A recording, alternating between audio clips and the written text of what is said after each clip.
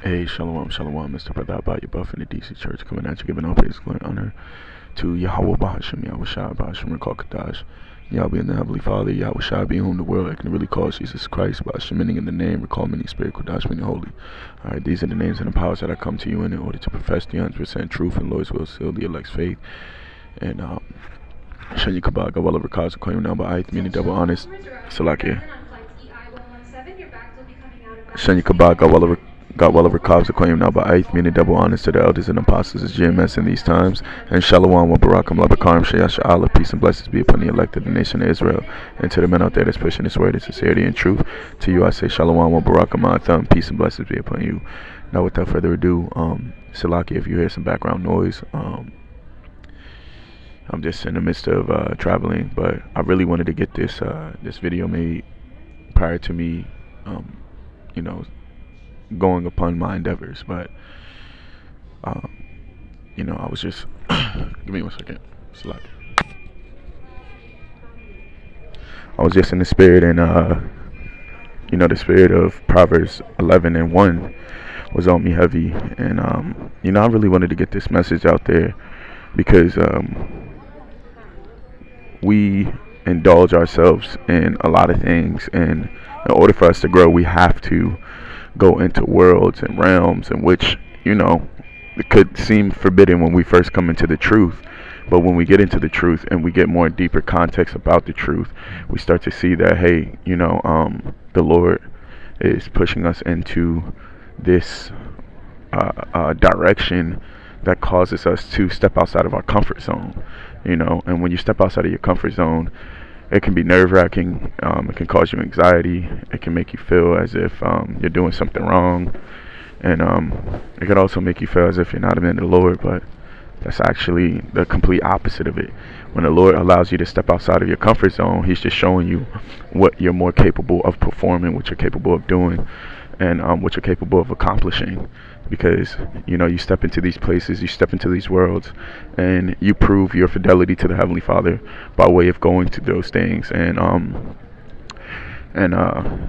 coming back to home base and realizing that none of those things could ever pull you away from the main goal, which is salvation. Okay, so keep in mind that whenever you do happen to go to these places, whenever you do happen to do things outside of your regularly scheduled program or routine, that make sure that it's involved, that the Heavenly Father is always put primary amidst all of your plans and your endeavors.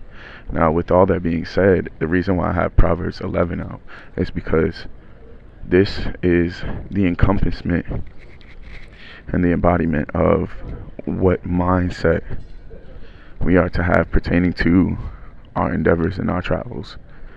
Within all things, we have to have a balance. Within all things, you have to make sure that you're considering your own spiritual limitations, your own physical limitations. These are all things that we have to consistently consider, so that we're not falling under the power of any, so that we're not falling under the structure of any, all right, and that we're always keeping our faith high, and we're always keeping our the Lord primary. Okay, so like if you hear like extra noise or breathing, I'm like right next to my mic, and I just wanted to get this out there. But there's Proverbs chapter 11 verse 1, and it says, a false balance is an abomination to the Heavenly Father, but a just weight is His delight.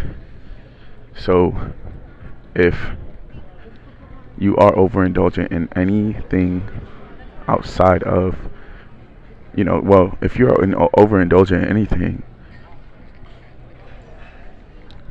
it'll cause a disrupt within your, what's the word I'm looking for? It'll cause a disruption in your spiritual momentum, okay? The thing is, if you feed a plant too much water, if you give it too much nutrients, it's not going to be able to really digest what's sufficient for it. And then on top of that, if it has too much nutrition or too much water, it could actually drown, okay? Or it could get adjusted to that. So, if it gets adjusted to that, and there's a season where it doesn't have that same amount, that voluptuous amount, it could cause it to fail. So keep in mind that you need a perfect balance with all of the things that you indulge yourself into. Okay. So it goes to say, it says, but a just weight is his delight, right? So the Heavenly Father um, truthfully loves when things are evenly proportionate. Okay. And an even proportionate for you is a difference, is different from the even proportion for me. Okay. So again, a lot of soul searching has to be done. On top of a lot of soul searching, there has to be a lot of acknowledgement of things within yourself, because we all have different spirits that dwell within us that causes us to do certain things, causes us to do certain actions. Acknowledging that that is a spirit that dwells within you, and finding a way to aid that spirit, to or alleviate yourself from that spirit, is also another thing. Fasting and praying is my general advice toward those things. Okay. Furthermore, it's not just that, you actually have to take action within the fasting and praying to rid yourself of the things that are causing you to be unbalanced or unevenly proportionate. Okay. I actually want to look up this term. And mind you, the Heavenly Father said this is an abomination to him. So this is an actual offense. This is like law. It's not just, oh, I just gotta balance myself out now. No, it's like you're actually committing a true transgression if you are unbalanced in your doings. And the thing is, the Lord didn't specify what it was. He left it very vague for us to understand that our limitations are vary from one man to the next. So what your limitations are could be different from my limitations, and that's part of the reason why the Heavenly Father left this statement kind of a little bit open-ended. Okay. So the word balance, I really actually want to look that up in the Yad Bar Yath. It means scales, balances. Let's see what it says in the lexicon. All right. Balance, simile of insignificance of nations before. No. Let's see. Let's see what the Hebrew lexicon says. It says dual scales balance that may go up in the balance. All right. So let's go to the etymology, and I wanted to keep this picture out. And one side is spiritual, the other side is carnal. And the thing is, the spiritual should always be a little bit higher than the carnal, or a lot of bit higher than the carnal. But the thing is, because if the spirit and the carnal is balanced out, that doesn't necessarily mean you're being a carnal man. It means that you know how to evenly proportion the carnal deeds that you perform in the flesh. Okay. Because if the carnal outweighs the spiritual, that means that you're overindulging in carnality. But if the spirit overweighs the carnal, that means sometimes you can overdo it in the truth. You can run out of your wits because maybe you doing fucking 50 videos a week, and you're not going to work. You know what I'm saying? Like, you're like, now I got to do 50 a week because I set that standard for myself. Now you're burning yourself out. That's a very bad example, but it's one to give you a little bit understanding of what the message that I'm trying to convey. But balance, keep the balance. But let's look up that word in the etymology. Let's look up that word, balance. Let's get some more context. Scales, apparatus for weighing by comparison of mass, right? So there's a legitimate scale within ourselves internally, and it's funny because it's actually a spiritual thing within ourselves. And what is part of the scale? I'm actually going to grab that precept real quick. Give me 1 second.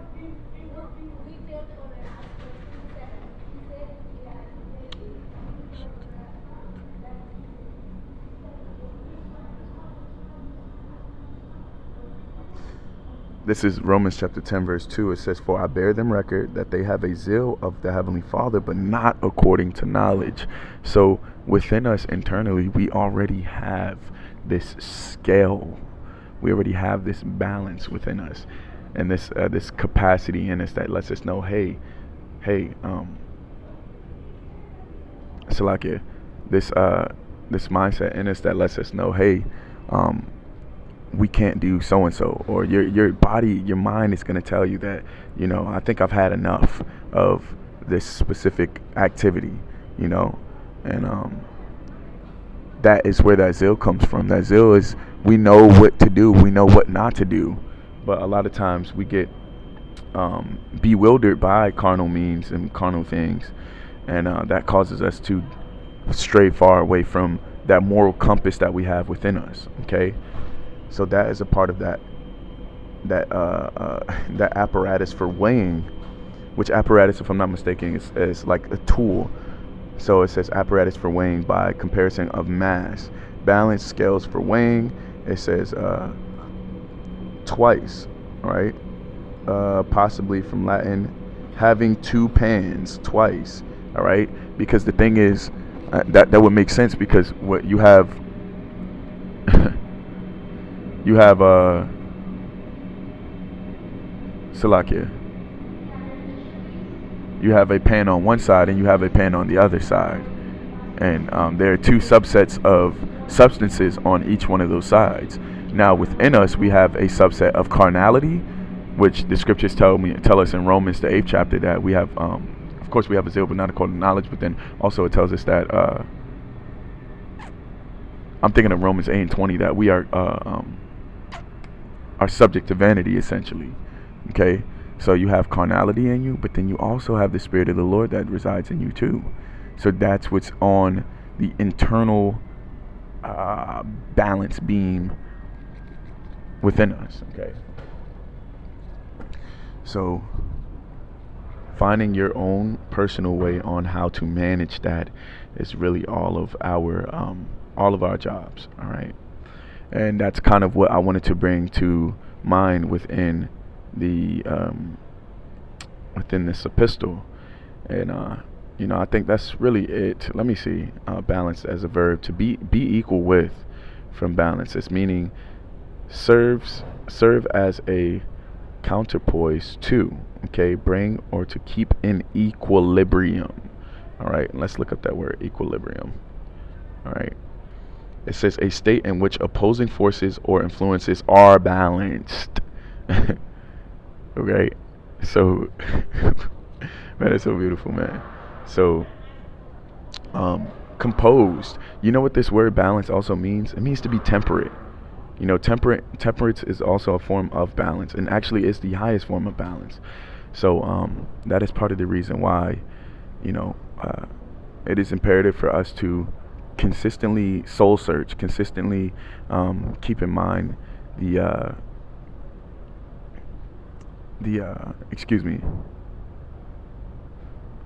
keep in mind the balance beam that's within us, Salakia.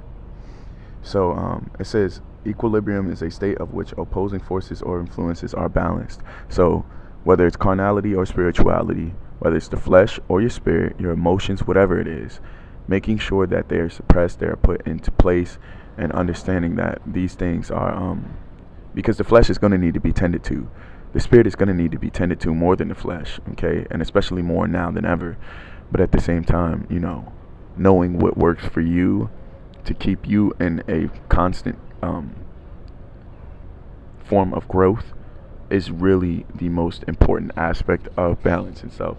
Because the thing is, balance is set in place, or having equilibrium set in place is set for you to grow, and we are required to grow as men of the Lord, all right?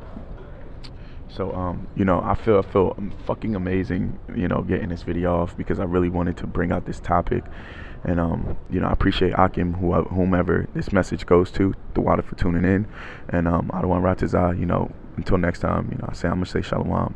Of course, Brakatayaha, wa Sha'akola, Mlaya Bashma, Shabashim Kokadash, and Yakabak, God will ever cause to claim up Aith with Shalom, Wabarak, Malabakan, Shash Allah. Until next time, Akim Salakia, I say Shalom.